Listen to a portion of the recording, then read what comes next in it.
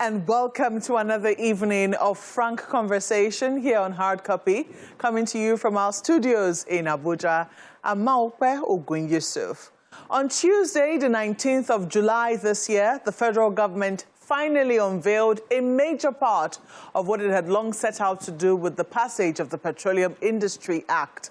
A new company, the Nigerian National Petroleum Company Limited, was birthed from the old Nigerian National Petroleum Corporation. According to President Muhammadu Buhari, who presided over the unveiling, the intention is that the NNPC Limited be a commercial, independent, and viable oil company operating with the best international business practices of transparency, governance, and accountability. The unveiling, which was excellently choreographed, has been welcomed by industry players with some amount of enthusiasm. Pundits, however, are a little more cautious, wondering if it's not a case of old wine in new skin. Our conversation tonight is with workers who should know.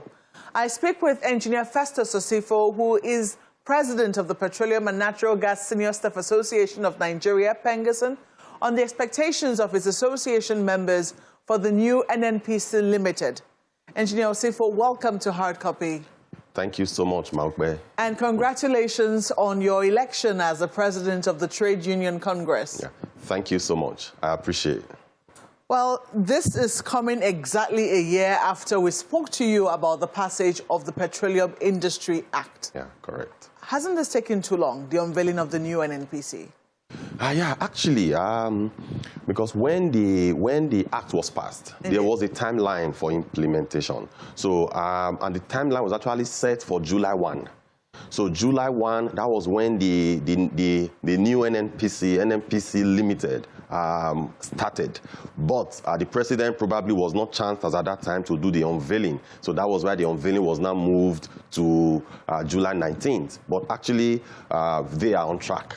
Well, the president did tell the crowd that was gathered that he signed the assets of the old NNPC to the new NNPC on the 1st of July. So perhaps maybe what needed to be done was, you know, the ceremony, done, but the ceremony wasn't done. Yeah, correct. The reason I asked this is because for a number of people, we know that there have been hiccups in the timeline, and there have been questions as to what exactly was going to happen, because we know how the old NNPC operated in terms of maybe as I was going to say, the biggest, there were hiccups, but perhaps the thorniest question for a number of people was the issue of subsidy. What was going to happen with subsidy, considering the fact that for a long time now, the NNPC had been the sole importer of petroleum product into the country. Has that question been sufficiently answered now?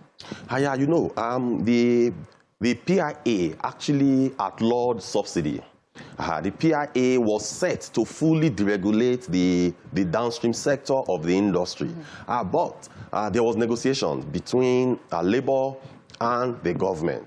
So we were making some sufficient progress, but at the end, the government came out and said that they are going to shift the implementation of that particular section of the act. But again, you cannot rule out politics from this. So in terms of the subsidy, they have said that the implementation is going to be from next year.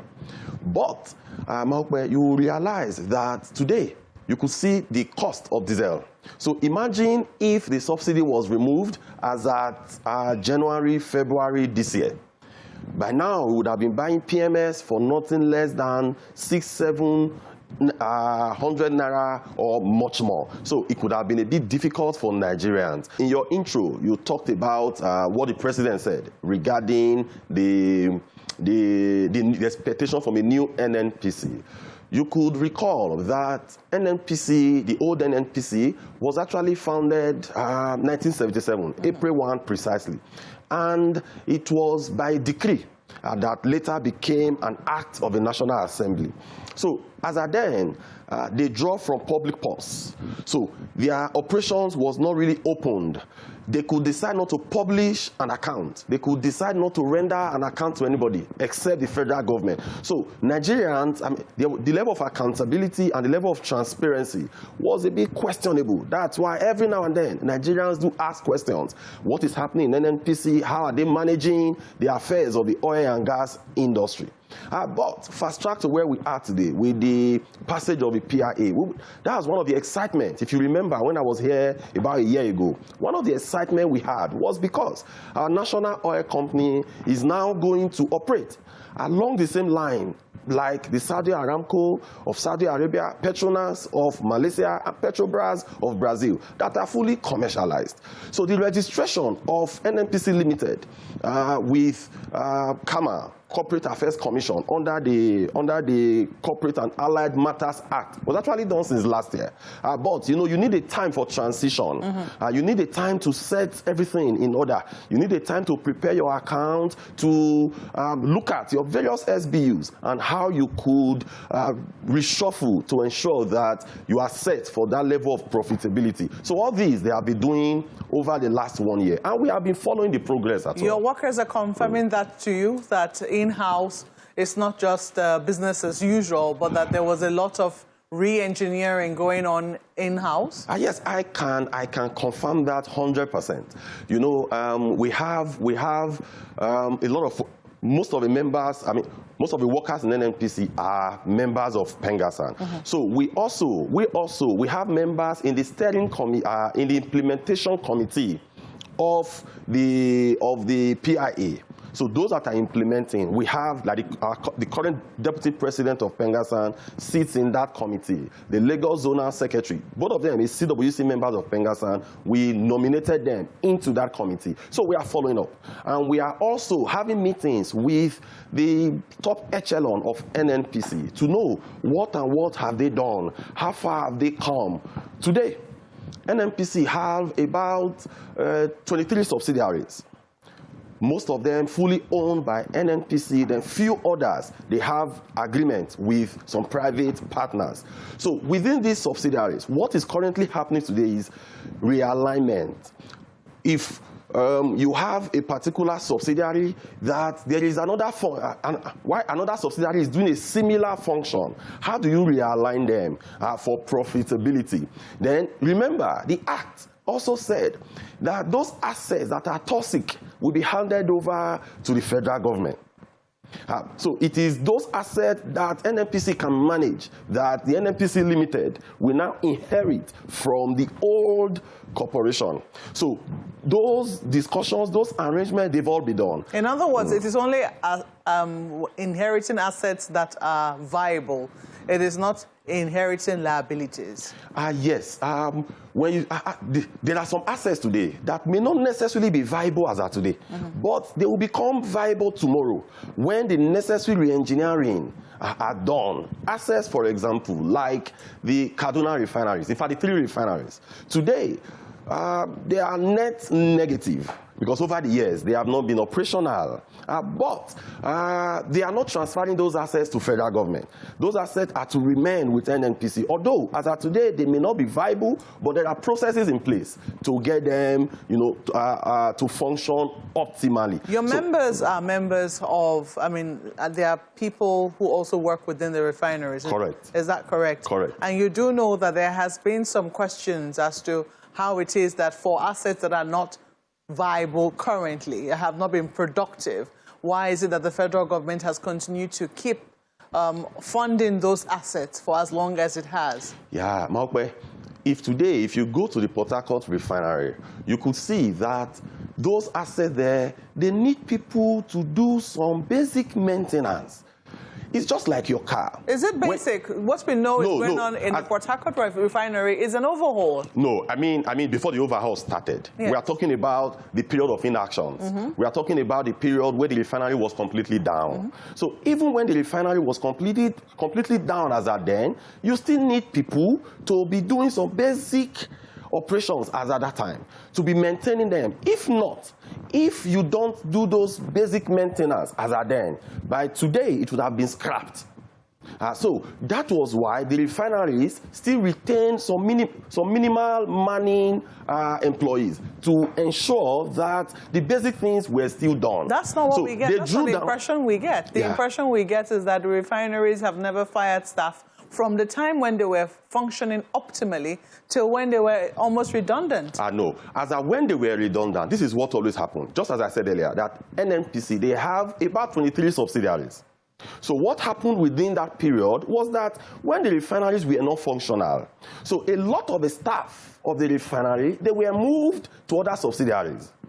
So they now kept the few maintenance staff to ensure that the full plant is not 100% in comatose. So there were still sections of a plant that you still needed to be doing maintenance. You still own them, you change the oil and get some basic functions done. So these they were doing over the years. That is why today we could see have a refinery that we could rehabilitate. And in terms of the rehabilitation, I can confirm that Port Harcourt refinery, most especially, there's a lot of work going on there at the moment. Indeed. I mean, our correspondent has been there as well, and he's also told us why it will seem that all is on track. We understand that there is some special arrangement by people who have brought in their money into the country, and there is an agreement that all will be on track until when this refineries start to work and they are able to recoup their own investment back from the company.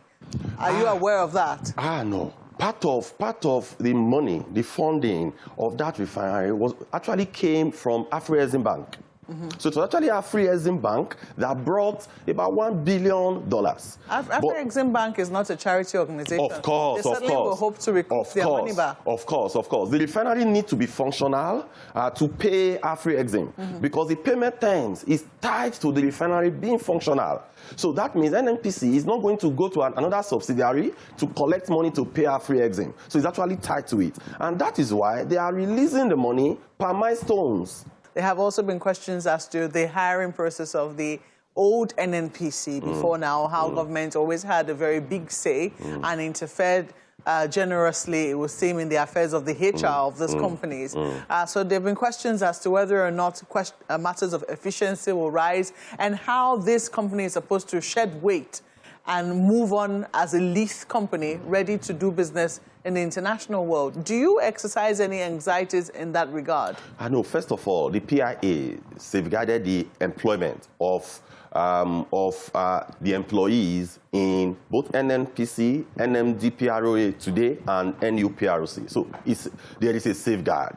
But I could tell you that NNPC today, as is currently constituted, you have, I think they are even on demand. If they are able to unleash, and if they are able to set their programs along the same line with what we have in Petrobras, Petronas, and Saudi Arabia, Saudi Aramco. Saudi Aramco, for example, they have employees of over 66,000 employees. Petronas, they have employees of about 45,000 people. Same thing with Petrobras. If you look at the asset base of NNPC, I will come back to the employees now. If you look at the asset base of NNPC, you realize that $60 billion, about 75% of them is owned by NAPIMS. NAPIMS is a subsidiary of NNPC. Then if you look at their financial report, you will realize that the other SBUs outside NAPIMS and NPDC, NPDC is the producing arm of NNPC. So outside NAPIMS and NPDC, the others, they share an asset base of like $1 to $2 billion. So that shows that they have not sufficiently developed the midstream, and they have not sufficiently developed the downstream. But thank God to the PIA today, and thank God that today NNPC is being unleashed. So when they now go fully commercialized, they will now have, they will be able to tap enough resources to develop both the downstream and the midstream. So when that is done, you could see that the asset base will have the capacity to grow to over $100 billion. So now when you grow the asset base, then when you are growing your assets, you need more employees as well. So at the end of the day, we strongly believe that an effective NNPC, an efficient NNPC, an NNPC that is set to operate commercially will even need more employees across the various SBUs. So we are not perturbed that they will let go people? No, but they will bring in much more. Let's take a break at this point. We'll be back shortly to discuss further issues. Stay with us.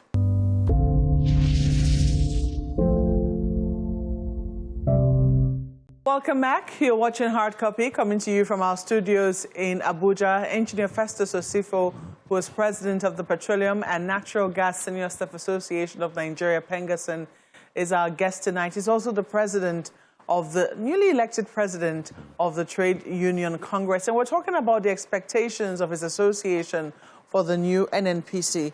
Well, comrade, let me ask you about oil majors, the other oil majors with which the NNPC has oil ventures. What's going to happen? Are you afraid that there will be a stifling of other oil majors within the sector? Have members in that industry, in those other companies, expressed their fears to you?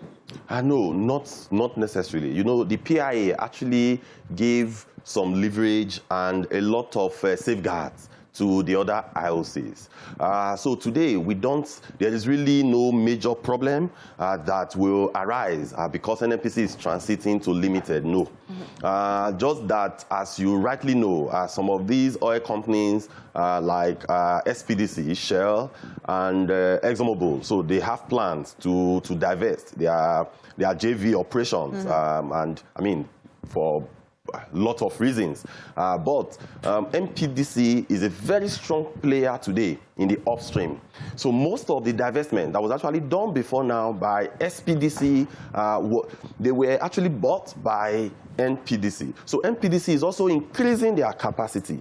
And this commercialization of NNPC now will now bring out the best. I mean, if everything is done properly, we strongly believe that it will bring out the best in NPDC because there will now be competition. You know that you can no longer draw from the appropriation account. You know that you can no longer run to government for bailout in any form, because at the end of the day, you must be profitable for you to remain in business, because government as well is expecting dividends. So for us, there is really no clear-cut danger that awaits the IOC because of this. Instead, the PIA gave some incentives to the IOCs, most especially in deep water explorations and deep water production. So I think they are quite satisfied and they are quite happy. But one of the things the IOC are also looking at today is the regulations as turned out by NUPRC that replaced the legacy DPRO. Because these regulations, yes, you have a law, but you must also have a regulation that is worker-friendly. So today, NUPRC, I think out of about 15 regulations or thereabout that they are working on, they have released 2. So the anxiety today is actually that the NUPRC should be done with the regulations. They should release them so that the industry players will know the rules of engagement. Yeah, but the business climate is getting a bit tough. Yes, we know that there's a new emphasis on gas, and the NLNG has shown what is possible with gas. But when you look at what is happening with oil theft in the Niger Delta region, there are questions as to, you know, the viability of this new NNPC amidst the expectations that a lot of people have for it. Maukbe, there is a clear collusion going on in the Niger Delta. Collusion from the security agencies to the host community to a lot of Nigerians that are not even in that host community. So there is a huge collusion. In fact, there is a particular pipeline called the TMP pipeline that a particular IOC, they said when they pump, let's assume, 10,000 barrels into that pipeline, when it gets to the terminal, they are going to get like 1,000 barrels. So you see, over 99% of what you pump in will be lost. When they shut down that pipeline, they realized that they had about 100, close to 200, precisely 199 tappings in that particular pipeline. So this company, at the end of the day, what did they decide to do? They have to shut in their oil production for a very long time. But because that well also produces gas, and, you know, you cannot easily vandalize gas because of the volatility. So at the end of the day, they now have to be injecting the oil back into the well. So imagine 10,000 barrels with oil selling above $100 per barrels today. So, and that replicates all over. In Ajip, you have the same thing. In Total Energies, you have the same problem. So it's a real challenge. And that is one of the reasons that some of the IOCs are divesting their JV, because most of the JVs are located in the land locations, I mean onshore and shallow waters. They are now concentrating in deep offshore, because in deep offshore, you don't have this kind of challenge. You already said that they're doing pretty well, taking on most of the JVs that these companies, these IOCs are divesting from. How are they going to be taking on this? Because they are divesting because of the loss that they are making. Isn't that going to affect the new viability of the NNPC? Yeah. One of the reasons they are divesting is because of the security challenge. Yes. But there are diverse other reasons. But again, security is a challenge, but I strongly think that the challenge will not linger on forever. I think that with the right mix, with the security upping their game and putting the right technology in place, because today, all over the world, you have technology that you could use in solving some of this problem. And NUPRC, they said that they are developing some technologies, working with some other international partners that will be able to reduce this problem to the barest minimum. So when this is done, then I think it will be Uhuru once again. Well, let me take you away from the oil industry now. You have now entered almost mainstream politics. I know that politics within labor unions can be tough by itself.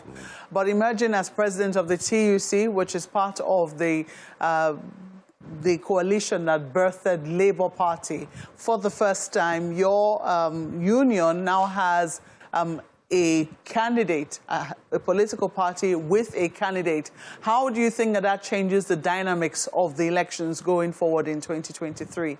Yes, I think that for a very long time, the labor movement have actually sat and watched the politicians turn our country to banana republic. I also think, because if you look at all over the world, today in South Africa, Cyril Ramaphosa came from COSATU. Jacob Zuma came from COSATU. If you look at Brazil, for example, they didn't really fare any better, even though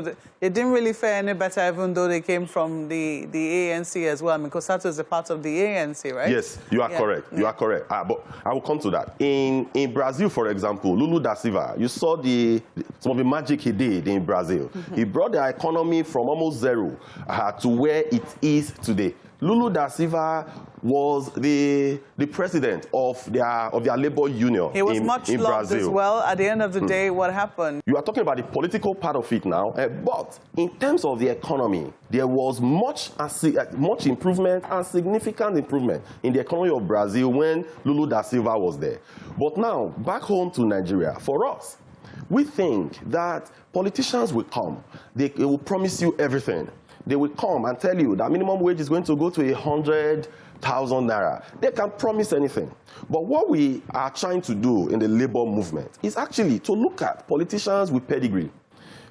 People that have, over the years, that you could trace their history. You could trace their track record of performance. You could look, okay, what have they done in the past? How have they led? Have they led by example? Have they been part of the problem that we have today in Nigeria? Have they been part of the people that have embezzled our commonwealth and put us in this quagmire that we are today? So we looked at all that before we settled for the candidate that we currently have. In fact, the labor movement played a very strong role to speak to the other candidates that the Labour Party was bringing, that were vying for to become the presidential candidate of the Labour Party. So we spoke to them, we had dialogue with them, that, okay, someone like Patutomi, for example, he had to step down for Peter Obi, and two other candidates, they had to step down for the current candidate of Labour Party, because we believe that the rhetoric has been too much. But we should go down to the nitty-gritty of performance, and that is actually where we are today. It's interesting that all the other examples which you cited, we're talking about the ANC in COSATU in South Africa and the emergence of Lula da Silva, these were people who were within the ranks of the labor movement you are correct. itself. So how come it is that labor within its own rank has not been able to find anybody with sufficient clout that it can market to the Nigerian people to say, look, this is the person we think can actually help us out of this quagmire. You are correct. But you should realize that in South Africa and in Brazil, they started for several years. So it did not just start overnight. So today, Labour now believe that they should participate in politics because it is easier for you to improve the welfare of workers when you have people at the helms of affairs who understand what the problems are and who are ready to act. Engineer Festus Osifo, thank you for coming on Hard Copy. Thank you so much, Maokbe. Thank you for having me. Well, that's our program tonight. We look forward to your feedback. What are your own expectations with regards to the new NNPC Limited? Please use the handles on your screen. Thank you for watching. I'm Maokwe Ogun Yusuf. Good night.